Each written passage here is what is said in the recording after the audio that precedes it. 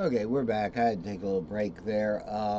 I got into another segment and it got a little confusing because the substitution shape went into the imaginary below the fretboard thing. So, what we were talking about, and I want to say, take this opportunity to let you guys know that this stuff isn't that bad. It's not that bad. Implementing the cage system to do whatever, the tripentatonics, it's all not that bad. It all works. That's the most important thing, is that this system works. So here we're just simply, this is the P5 tuning.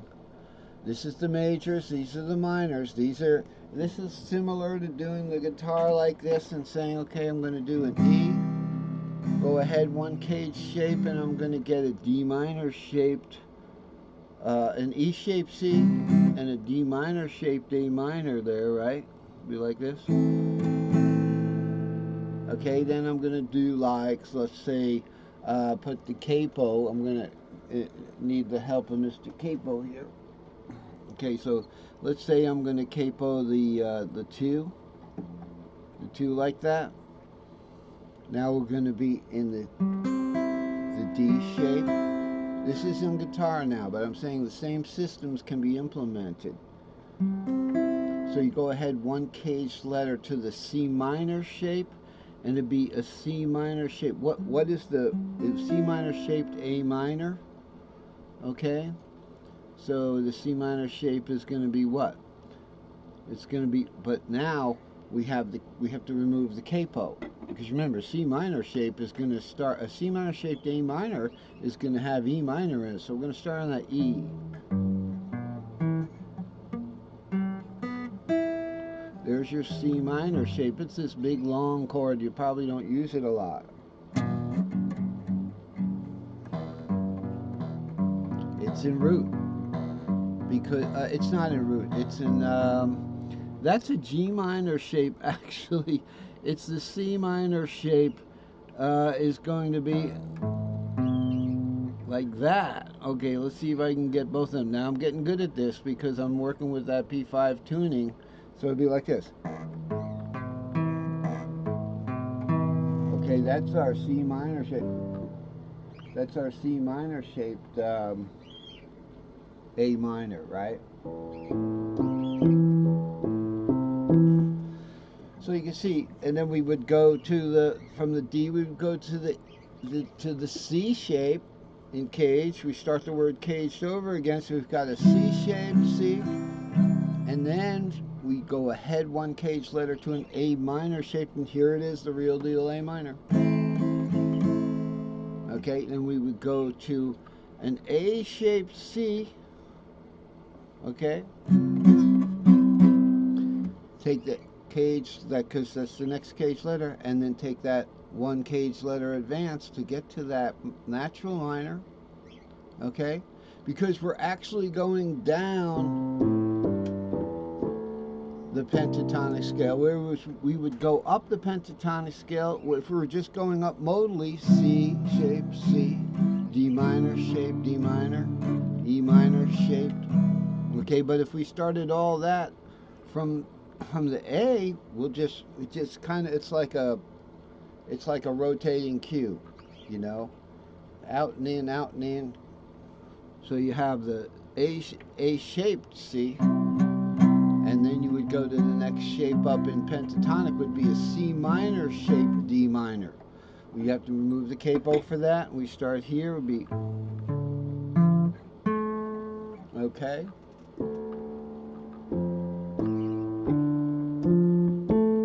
Okay, remember it's in second version. So that we're going to implement on the P5. So trust me, folks, this isn't that bad. It does work. The trick in this chart is to realize that the upper string becomes the bottom string of the mirror image of the P4 tuning, and that's the other problem that we have. Remember I said we'd get back to that problem? The one problem is that we're down C tuned. We're down C tuned, just like the guitar. Oh, I'm sorry, folks. I'm down C tuned on my guitar. So this is my E shaped D, and this is a C shaped D. The other problem is that, right, the other problem is that we're dealing with P4. Okay, so P4, not regular guitar tuning. So P4 is, or like that. That's the other problem that makes it a little peculiar. But once we get past these isolated problems, they are not related.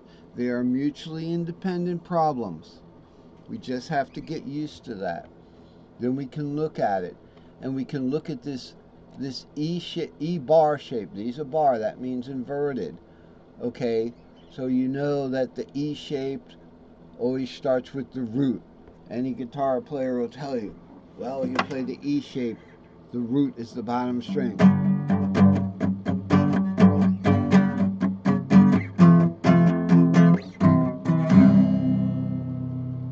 Wow, I like that little kind of spacey sound under there. So those were all root chords. So here's our root now, it's up top. Upper string becomes the root position, upside down P4 tuning.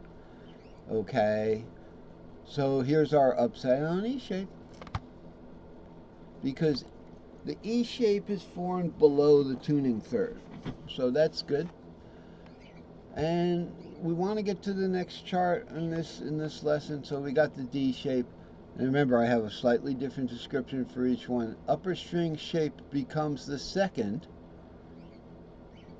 for the old key of D chord position. Okay? Now, this is still D major. Alright? Still D major there. I don't recognize ERE down here. Okay? I don't recognize that.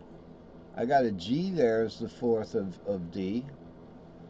Okay, but this is kind of, a little too much down here, but what makes sense is up here.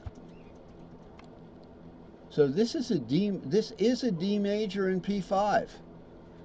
Pick up the 5 string. We call it the 5 string. It's a cello fiddle tuned. It's tuned just like a 5 string fiddle. C, G, D, A, and E. Okay, so pick that up. On the bottom, we have a D down here. We have its fifth. We have open root D string, A string, and all I gotta do is hit that third up there. Whoa, what's that? An F sharp. Hear it ringing out? Those strings are ringing out because they want to be heard. Get like emotional about it. And then of course you just move the 5 to the 6 and you have your relative minor there, B minor. How would we voice that out? My dog has got a problem. Okay, so well, just trust me, this is your B minor position here. The root would be the D position root. We would build a D minor there, and then we have to get over here. You know, B minor has that F sharp and it has the B. Okay, so some people would say from the open position we would play it like this. Because you can imagine if you had a bow, you would really just want to target these notes. If you had a cello, there wouldn't even be the top string to worry about. That's pretty much what I would consider similar to. Now the third of B minor is your D there. Should be a D there. It's not. Let me just see. It'd be the third of D would be your F sharp there. So let's find that again.